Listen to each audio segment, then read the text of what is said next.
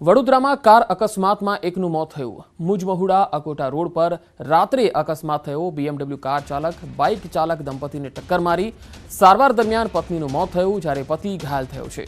Car ચાલક સ્નેહલ પટેલ નામના યુવકની અટકાયત થઈ છે। સ્નેહલ પટેલ કારના શોરૂમમાં સેલ્સ મેનેજર તરીકે નોકરી કરે છે।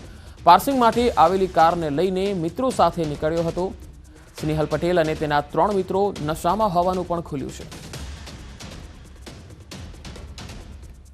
વડોદરામાં કાર અકસ્માતમાં એકનું મોત થયું છે। મુજમહુડા અકોટા રોડ ઉપર રાત્રે આ અકસ્માત થયો, જેમાં BMW કાર ચાલક બાઇક ચાલક દંપતીને ટક્કર મારી સારવાર દરમિયાન પત્નીનું મોત થયું છે, જ્યારે પતિ ઘાયલ થયો છે। કાર ચાલક સ્નેહલ પટેલ નામના યુવકની અટકાયત કરી લેવામાં આવી છે। સ્નેહલ પટેલ કારના શોરૂમમાં સેલ્સ મેનેજર તરીકે નોકરી કરે છે। પાર્સિંગ માટે આવેલી કારને લઈને મિત્રો સાથે તે નીકળ્યો હતો। સ્નેહલ પટેલ અને તેના 3 મિત્રો નશામાં હોવાનું પણ ખુલ્યું છે। બે અલગ અલગ તસવીરો આપને બતાવી રહ્યા છીએ। એમાં જે બનાવ બન્યો છે તે સ્થળની તસવીર પણ આપને બતાવી રહ્યા છીએ। વડોદરામાં કાર અકસ્માતમાં એક યુવકનું મૃત્યુ થઈ ગયું। વધુ માહિતી સાથે સંવાદદાતા વડોદરાથી અંકિત ગોંસીકર જોડાયા છે। અંકિત, કાર ચાલકની અટકાયત કરવામાં આવી છે, તપાસમાં શું સામે આવ્યું છે? નશામાં હતો ડ્રાઈવર કે પછી બીજું કોઈ કારણ?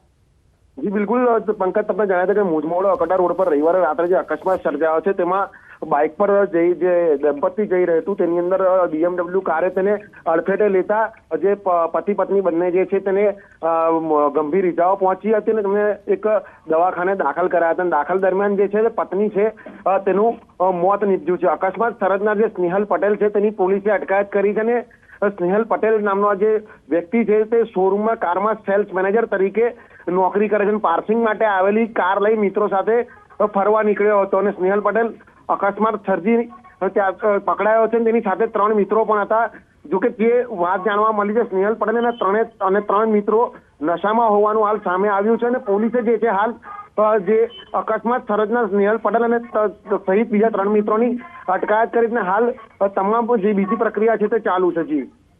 જી, હાલ જે કાર ચાલક છે અંકિત, તેની સામે શું એક્શન લેવામાં આવશે?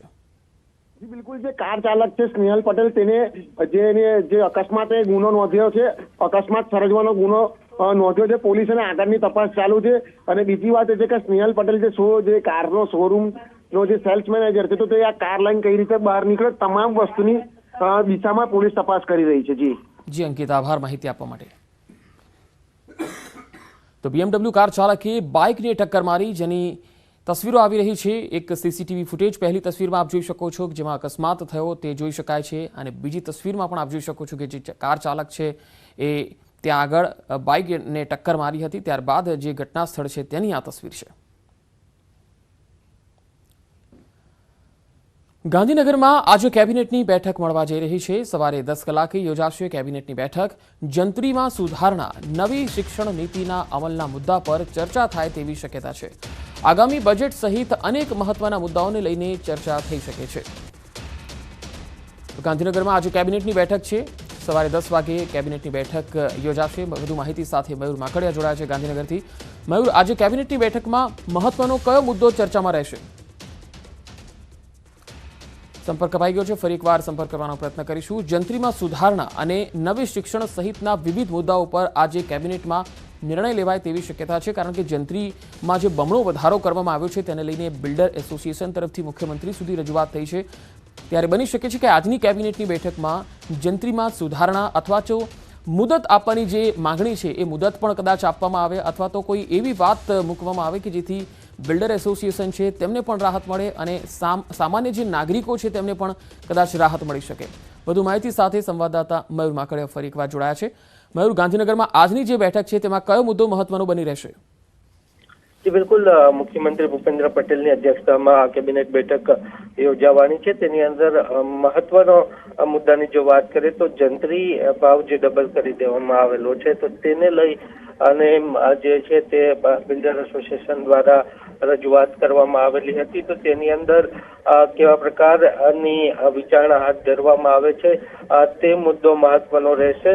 સાથે જ જો વાત કરીએ તો હવે બજેટને માત્ર ગણતરીના દિવસો બાકી રહેલા છે, ત્યારે જુદા જુદા વિભાગના બજેટની તૈયારીઓ કેવા પ્રકારની છે તે તમામ મુદ્દાઓ ઉપર ચર્ચા કરવામાં આવશે. તે ઉપરાંત જો વાત કરવામાં આવે તો નવી શિક્ષણ નીતિ જે લાગુ કરવાની છે તો તે અંગે કેવા પ્રકારની તૈયારીઓ થઈ રહેલી છે તે અંગે સમીક્ષા કરવામાં આવશે અને સાથે જ રાજ્ય સરકારના જુદા જુદા મહત્વકાંક્ષી વિકાસલક્ષી જે પ્રોજેક્ટો છે તે અંગે કેવી સ્થિતિ છે તે અંગે ચર્ચા કરવામાં આવશે. જી મયુર, આભાર માહિતી આપવા માટે.